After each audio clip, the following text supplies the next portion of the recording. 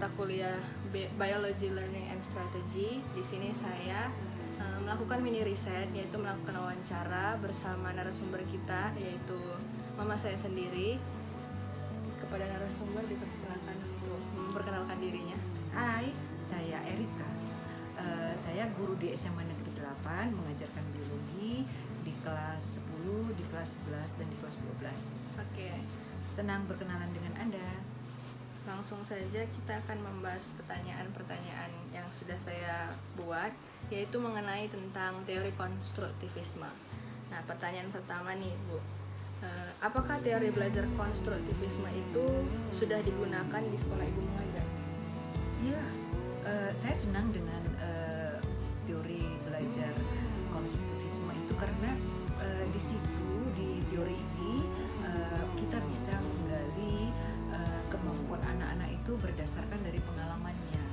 Nah, teori ini saya rasa sangat penting di dalam dunia pendidikan karena guru meletakkan dasar bagi pendidikan itu atau apa yang dipelajari itu, sedangkan siswanya bisa membangun setelah kita memberikan pondasinya, anak-anak itu dapat mampu berkembang.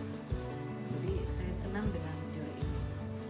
Nah, pertanyaan kedua, menurut Ibu, apakah peran guru dalam mewujudkan terciptanya teori pembelajaran ini? Karena sesuai dengan definisi teori konstruktivisme itu yang lebih menekankan pada pengalaman siswanya. Iya, dengan tujuannya itu bahwa kita membuat anak-anak itu mampu memberikan gagasan baru dari pengalamannya, maka di situ kita guru harus merangsang keaktifan siswa. Nah, di sini kuncinya adalah siswa itu harus aktif. Nah, untuk membuat siswa itu aktif, maka guru itu harus bisa menjadi fasilitator. Nah, fasilitator yang bisa merangsang siswa untuk belajar dari pengalamannya itu sehingga dapat gagasannya. Jadi itu yang saya rasa sangat perlu diperhatikan. Nah, kemudian dalam pertanyaan ketiga, dalam menjalankan teori konstruktivisme ini, apa-apa saja yang harus diperhatikan agar mendapatkan hasil yang maksimal dan memuaskan?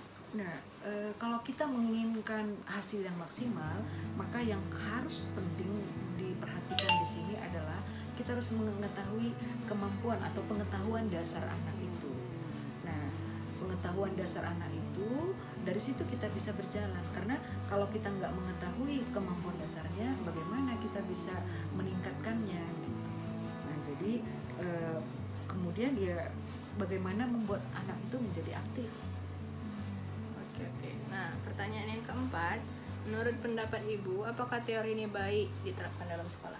Ya, teori ini mempunyai banyak kelebihan. Seperti yang saya katakan tadi, teori konstruktivisme ini kan sebenarnya teori pembelajaran yang generatif. Nah, jadi suatu tindakan bisa untuk menciptakan sesuatu dari apa yang dipelajarinya, yang pengalamannya. Contohnya, sekarang ini saya untuk di kelas 10 mengajarkan virus. Nah, dengan keadaan sekarang ini ada COVID-19, anak-anak bisa belajar dari pengalamannya. Oh, ternyata dengan virus itu harus dengan kekebalan tubuh. Nah, jadi anak-anak bisa mempunyai gagasan bagaimana untuk membuat kekebalan tubuh. Oh, jadi bakal muncul gagasan-gagasan yang menarik, yang anak-anak nggak membosankan gitu. Jadi anak-anak akan terangsang dengan jadi aktif mereka. Jadi kelebihannya banyak menurut saya ya, karena ini akan memberi kesempatan untuk siswa untuk mengungkapkan gagasannya. Jadi kalau kita pakai teori ini, nah anak-anak jadi berani untuk mengungkapkan gagasannya. Kemudian juga dia sebenarnya bisa memberikan gagasan yang sudah berhubungan atau yang dimilikinya. Jadi bukan gagasan baru aja, berdasarkan dari pengalaman-pengalamannya itu dia bisa mengungkapkannya. Nah, jadi juga yang paling bagus juga ini anak-anak jadi mempunyai kesempatan untuk berpikir. Jadi dia bukan hanya duduk terus dengar kata gurunya, enggak, tapi dia jadi mulai berpikir, oh iya kemarin seperti ini, oh iya memang untuk virus itu harus kekebalan tubuhnya gitu. Jadi dia mempunyai berpikir gitu. Jadi dengan berpikir pasti akan muncul yang gagasan baru. Nah, Jadi yang paling terutama kalau kita pakai teori ini, maka saya perhatikan kondisi pembelajaran itu jadi kondusif. Kita nggak jadi guru nggak terlalu repot lagi, diam nggak perlu begitu, karena mereka memang udah kondusif, sudah masing-masing memikirkan, oh apa itu pelajaran ini. Saya rasa jadi teori ini banyak kelebihannya, tapi juga sih ada juga kekurangannya. Apa itu, Bu? Kekurangannya itu ya kalau kita anaknya itu nggak aktif gitu loh. Oh iya. Kalau anaknya itu nggak aktif gitu gimana gitu, orang gimana caranya di situ ya jadi kacau gitu. Kita jadi misalnya nak pelajarin ini gitu, ya anaknya nggak mau belajar gitu. Jadi tugas utama guru itu berat. Sebagai fasilitator itu nggak gampang. Mungkin orang bilang gampang lah kalau anaknya udah aktif. Enggak, bagaimana sekarang tantangannya bagaimana membuat itu aktif. Jadi kalau sempat nggak aktif dia, ya ini suatu tantangan yang besar. Kalau itu sepertinya itu cocok dengan pertanyaan kelima, di mana pertanyaannya itu bagaimana menurut peran seorang guru membuat siswa berkonsentrasi dan bereaksi dalam proses pembelajaran konstruktivisme ini? Nah, kalau untuk itu saya rasa kita sebagai guru perlu, ya sangat perlu untuk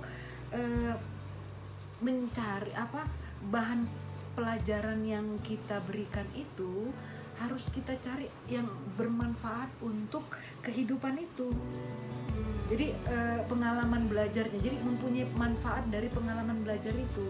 Contohnya gini, kalau tidak ada dia bisa belajar dari manfaat pengalaman ini, ya kayaknya sesuatu yang entah di mana gitu loh.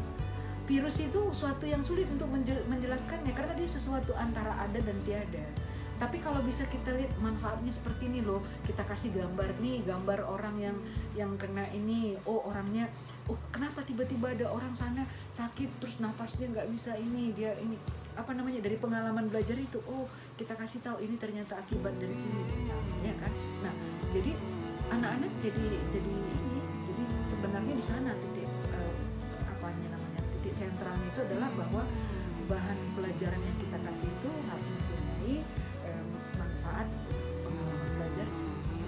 Jadi bisa meningkatkan pengalaman belajar si anak tadi, meningkatkan motivasi siswanya. Iya benar. Iya sih ya. Saya dari SMP SMA bingung ini mau belajar apa, untuk apa. Iya. Jadi kalau sudah tahu kan kita udah ini udah bisa jalan sendiri. Jadi guru itu hanya memberi dasar, anak-anak itu sendiri yang mengembangkannya. Oke. Jadi sekian pertanyaan dari kelompok kami. Terima kasih buat Ibu yang telah menjadi narasumber kami.